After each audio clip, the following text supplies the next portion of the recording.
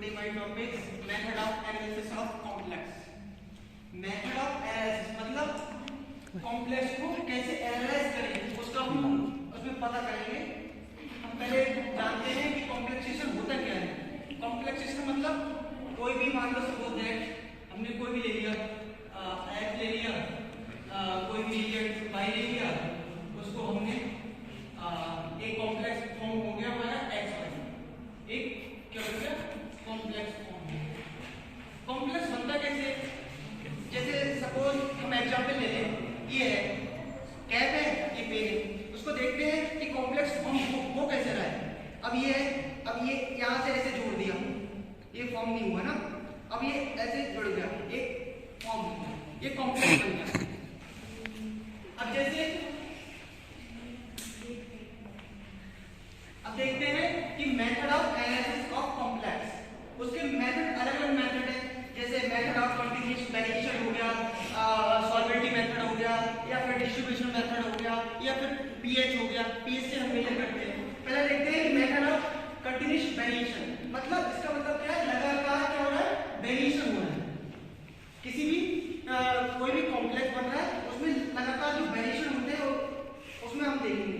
Suppose that कोई भी हमने मेटल ले ली, लिंकेट ले लिया, मेटल के साथ कोई भी लिंकेट जब फॉर्म होता है तो एक कॉम्प्लेक्स बनता है।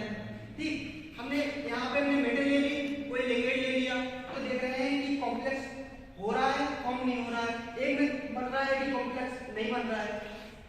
सबकी अलग अलग प्रॉपर्टी होती है, जैसे ए की अलग होगी, बी की अलग होगी।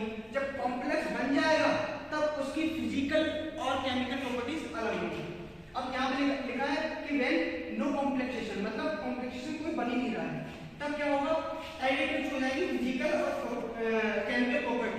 एडिटिव्स का मतलब क्या होता है, मतलब ए और जो बी के जो है प्रॉपर्टीज हैं वो सेम हो।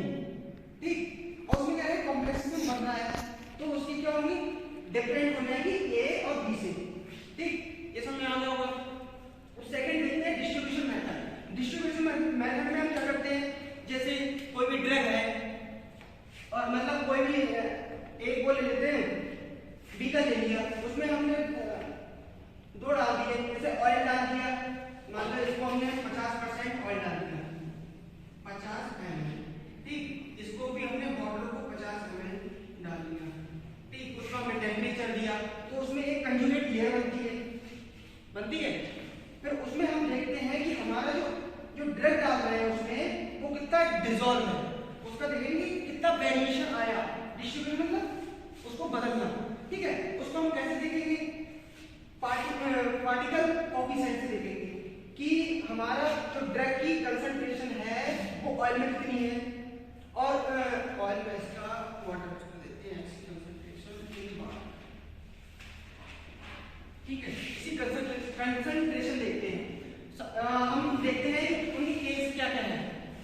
सपोज दैट हमने ले लिया कि 1 gram iodine in 30 ml of CCl4 carbon tetrachloride. ठीक है, उसको हमने वाटर के साथ डिसॉल्व किया तो हमने उसकी जो पार्टिकल कोएफिशिएंट आया हमारा A आया।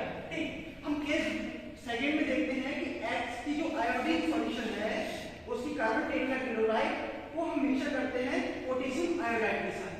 पोटेशियम आयोडाइड के साथ हमारा आयोडीन जो है वो एक कॉम्प्लेक्स फॉर्म करता है। ये आयोडीन कॉम्प्लेक्स फॉर्म करता है तो हम उसमें देखेंगे कि हमारा जो केस ए है और केस बी है, दोनों की जो पार्टिकल कोएफिशिएंट है वो सेम आ रहा है, तो भाई कोई भी कॉम्प्लेक्स नहीं बन रहा है। और उसमें दोनों में वेरिएशन आ रहा है, किसमें, केस 1 में और केस 2 में। जब वेरिएशन आ रहा है तो इसका मतलब हमारा कोई भी कॉम्प्लेक्स फॉर्म हो रहा है। ठीक है, किसी भी सॉल्यूशन में, जैसे उसमें ऑयल हमने एक सॉल्यूशन लिया, अलग अलग लिए, हमने 50 ml ऑयल लिया, 50 ml वाटर लिया। ठीक है, उसमें हमने किसी ड्रग को डिसॉल्व किया, उसके हम कंसंट्रेशन देखेंगे कि हमारी ऑयल में कितनी है और वाटर में कितनी है। ठीक है,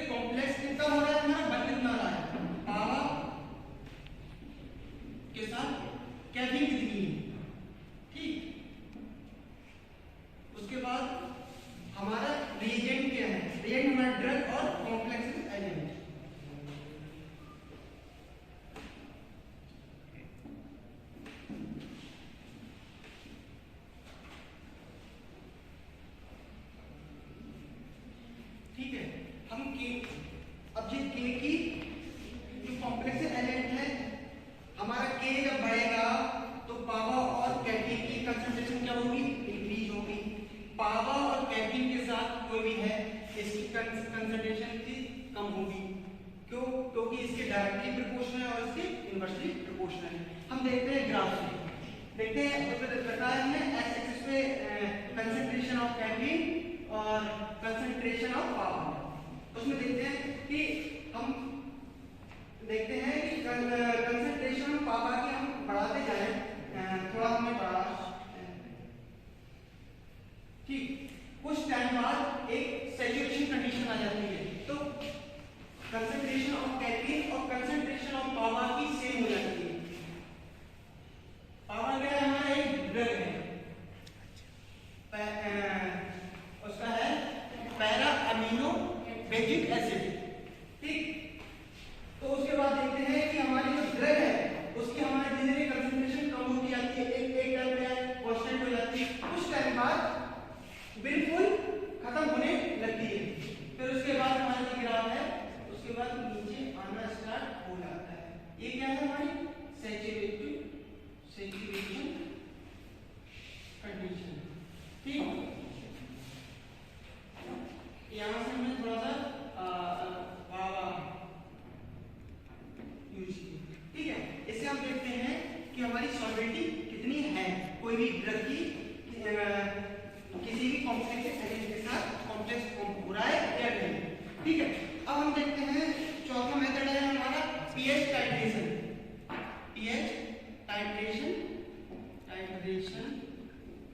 मेथड, उसमें हम देखते हैं कि हमारे पीएच के साथ कितना कॉम्प्लेक्स में वेरिएशन आ रहा है। फिर उसमें हम केस लेते हैं, केस लिया, हमने ले लिया ग्लाइसिन। ग्लाइसिन क्या होता है, एक बेस होता है, क्या होता है, बेस होता है। ये ऑलरेडी बेसिक नेचर का होता है, सोडियम हाइड्रोक्साइड। तो हमारा क्या हो जाएगा, इसका जो कॉम्प्लेक्स फॉर्म होगा तो वो और ज्यादा बेसिक हो जाएगा। बेसिक का हमारा केस बन में ये वाला ग्राफ हो गया, ये वाला, ठीक। अब हम देखते हैं सेकंड केस में क्या होता है। हमने ग्लाइसिन लिया, उसके साथ हमने कॉपर ले लिया। कॉपर क्या है, कॉपर एक हमारा कॉम्प्लेक्स एजेंट होता है।